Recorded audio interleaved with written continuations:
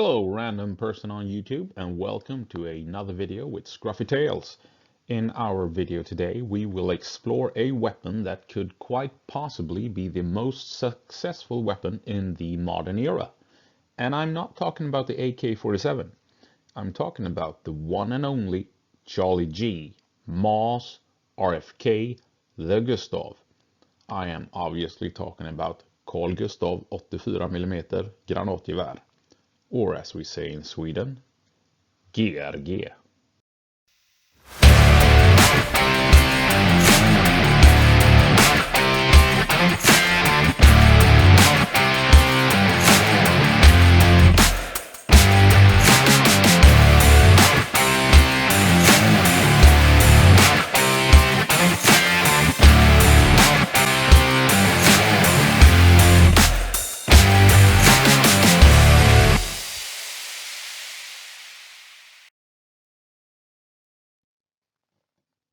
Military hardware nerds jerk off to fighter jets, tanks, missiles, and the latest assault rifle in service, all of which pales in comparison to this one awesome piece of kit.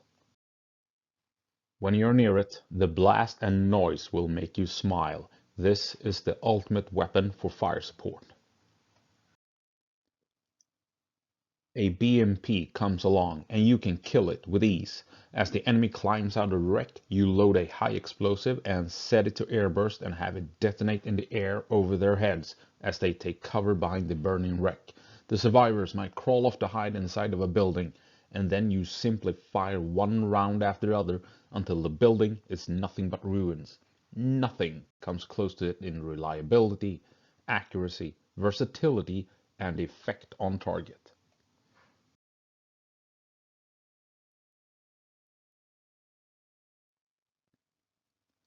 Taken into service in 1948, developed in Sweden, the Carl Gustaf launcher was basically just an improved and enlarged version of its predecessor, the Carl Gustaf M42 20mm recoilless rifle.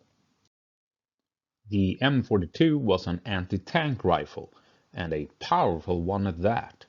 And yes, it was a rifle. It fired a bullet, although a large one. The idea and solution was simple enough. You carried and fired the rifle on your shoulder and loaded it one bullet at a time in the rear. Since you were shooting at tanks with it, it had to be powerful. And in order to reduce the recoil of this extremely powerful rifle, it was designed to let part of the pressure that was created by the gunpowder igniting escape out of its rear, creating a backblast. This drastically reduced overall recoil from the powerful weapon, but you still maintained enough kinetic energy to propel the bullet at speeds that could defeat armored vehicles. Now, tank evolution during World War II was pretty insane, so it didn't take long before most tanks could handle even the most powerful anti-tank rifles.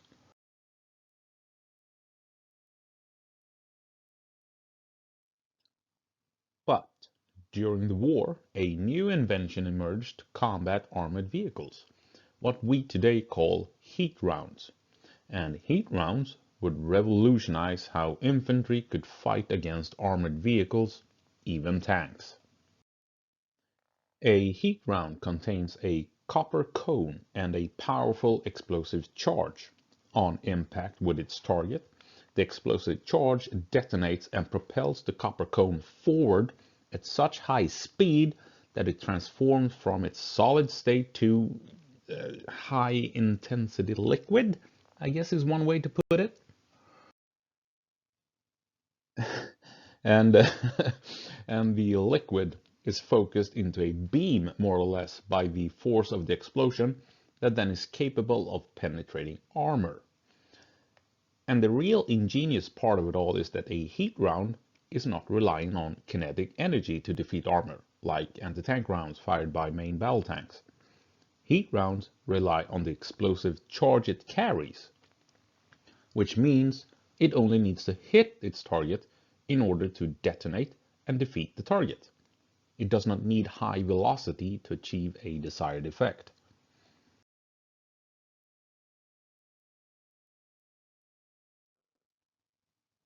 So Sweden took this new weapon, the heat round, and merged it with the functional M42 recoilless rifle. Instead of a 20mm round for the new weapon, it got an 84mm round. And instead of firing a solid tungsten core projectile to defeat armor through kinetic energy alone, the new launcher fired an 84mm heat round to defeat armored vehicles. This new heat projectile was initially a threat to all vehicles, tanks included. And if we are to believe reports from Ukraine, then this weapon can still defeat Russian tanks. The Carl Gustaf can easily destroy troop transports of any kind and can damage tanks, even modern Western tanks.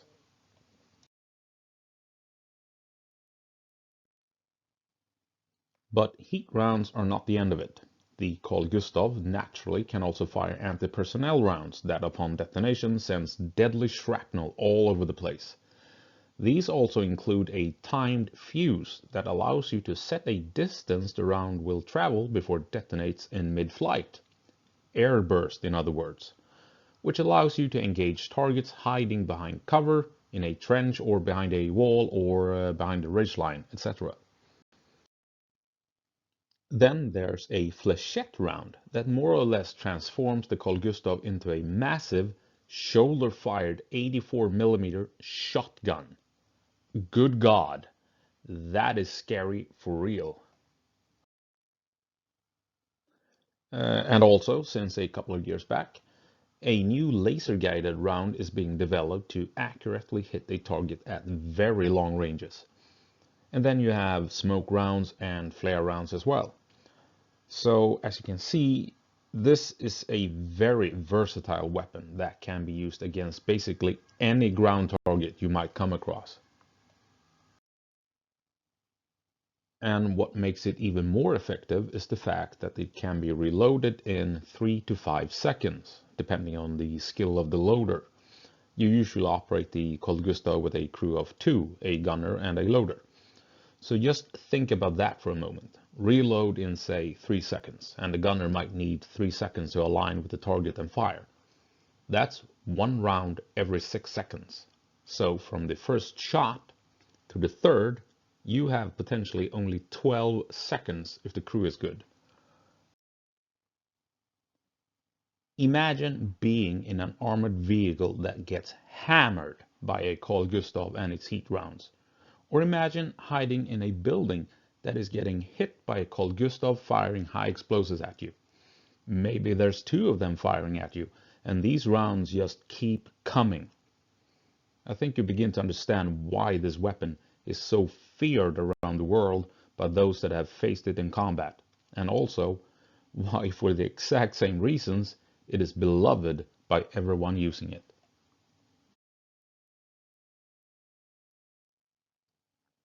The Carl Gustaf has been exported to over 40 countries worldwide, including the US and the UK, and it has seen action in a full host of various wars and conflicts, including the Congo crisis, Vietnam, the Falklands, the Gulf War, and most recently the war in Ukraine. The capabilities of this weapon is beyond dispute.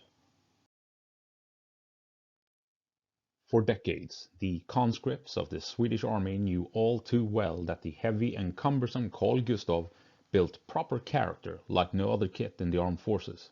Carrying the weapon and its ammunition was a burden to say the least. But once the rounds started flying and the shock wave punched everyone nearby in the chest, there were no regrets. But all of that has changed and is a thing of the past. Sweden has adopted the latest version of the Carl Gustaf, the M4, in Sweden known as GRG 18, GRG 18.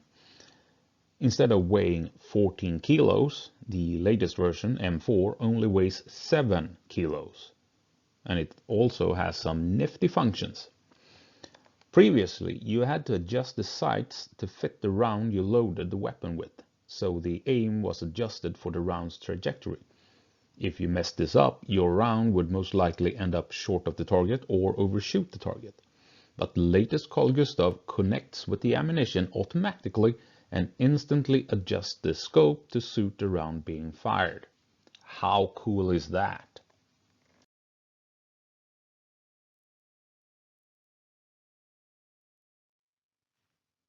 As a conscript myself, I was the squad's designated Carl Gustaf loader, on top of being the squad leader since we were one man short after we lost a squad member early on.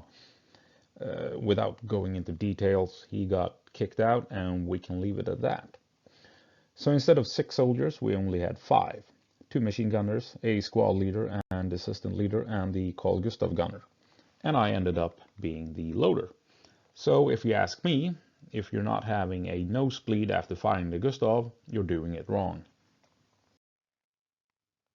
Like I said in the beginning, military hardware nerds jerk off to fighter jets and missiles. But that is because they don't know how incredibly awesome it is to shoot this thing and sit right next to it and loading it over and over. Although back in my day we were only allowed to fire 6 rounds per 24 hours during peacetime. Not sure why, something about the overpressure created in the body from the weapon firing, which was obviously bullshit because today there are no restrictions whatsoever and you can fire 40 or 60 rounds per day if you want.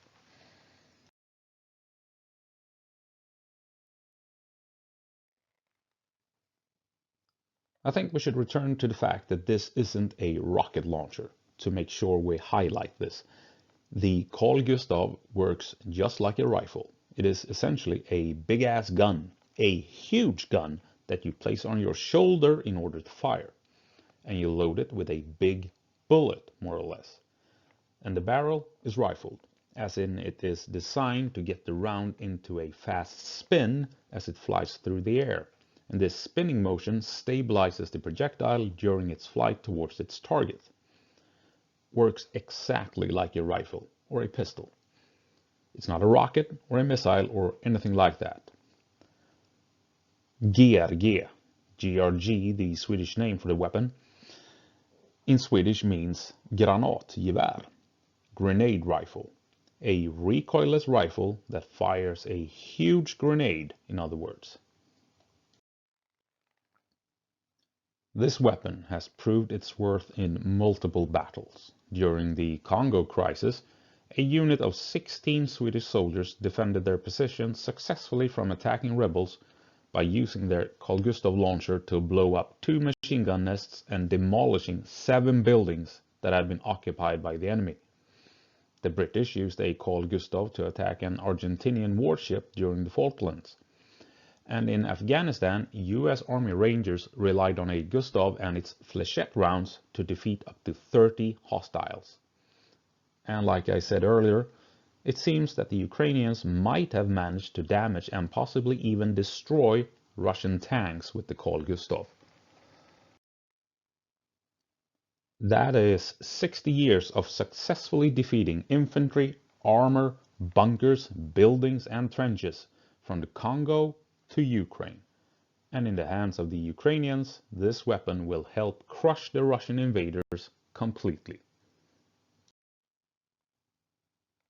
This weapon is a force multiplier unlike any other weapon system, and despite its age, I suspect that when the war is finally over and Russian troops have been thrown out of Ukraine, we will learn just how devastating and important the GRG was in combating Russian positions.